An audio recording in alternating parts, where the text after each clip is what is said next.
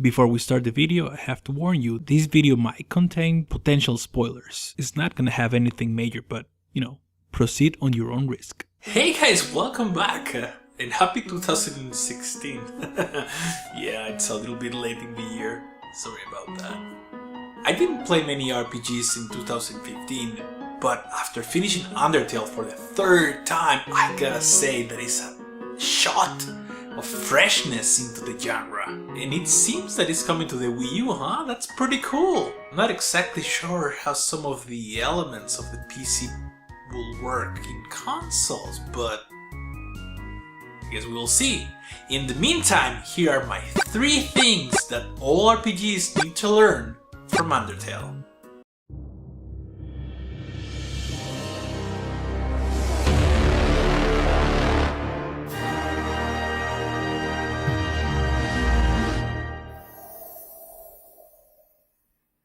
Undertale was done pretty much by one man, Toby Fox. He's a music producer and it shows. The music in the game is fucking great. You need to get the soundtrack if you haven't already. But music overall is very well represented in RPGs. But what about gameplay conventions?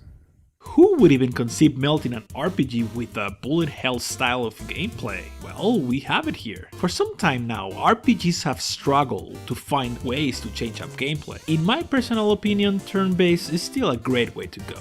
As long as you change it up a bit, so that it doesn't get stale after the 25th hour of gameplay. And this can be done in many different ways. And Undertale does this flawlessly. You first start just evading stuff. Then, depending on the color, you need to not move or move. Then we combine all of them and whole hell breaks loose. Everything is always changing. And of course, you don't even have to fight. You can even flirt with the enemy. And if you thought that Metal Gear breaks the fourth wall with bosses like Psycho Mantis, this game will blow your mind. And what about those puzzles, huh?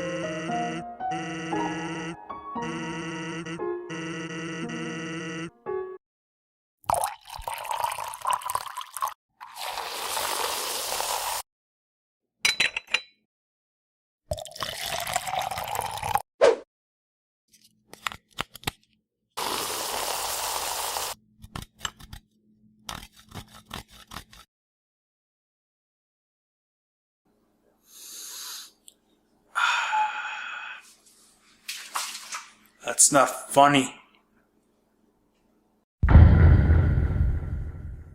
Most RPGs tend to be overly dramatic, and although this can help with the gravitas of the situation, it can be a bit monotone and it can get tiresome. To combat this, you need to have peak and valleys, of course. Think of a really fun movie, like The Adventures, for instance. You have overall a dire situation with the fate of the Earth in the balance, right? But that is why the funny moments have so much punch to them. No pun intended. It's all a matter of contrasts. Undertale does this brilliantly, but the other way around. It's a very funny game. And come on, who doesn't love good puns? I don't have a bone to pick with it. 'Cause they're skeletons, huh? I guess that doesn't tickle your funny bone. Oh, come on, throw me a bone here! The contrast between the funny, the sad, and even the scary is so well done that really enhances the overall theme of empathy.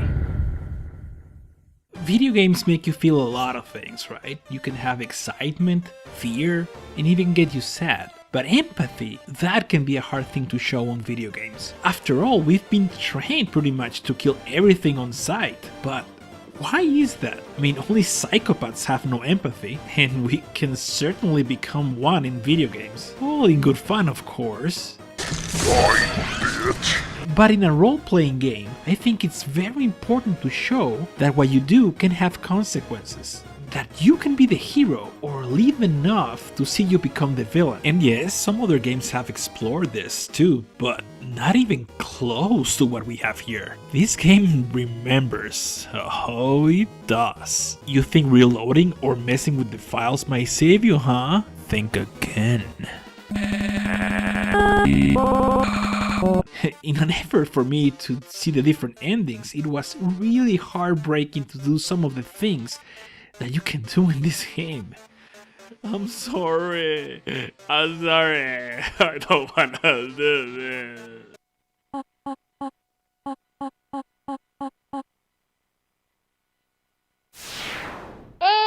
It truly makes you see the world and enemies with another light.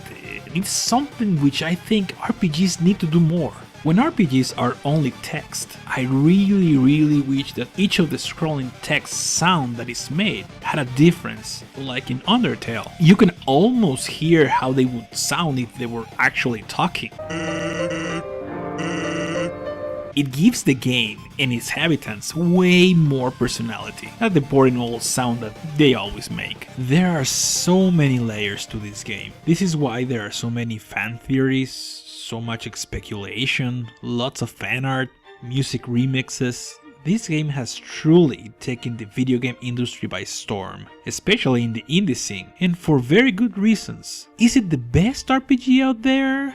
Well, is the game actually an RPG? I mean, we have levels and we have experience like any other RPG, right? If you have finished the game, you know that things are not exactly what they appear to be at first glance. The game messes with your head. It takes your expectations as a gamer and throws them away, spits on them, and makes you realize that all your life of gaming has been a repeated formula, something that is familiar, expected.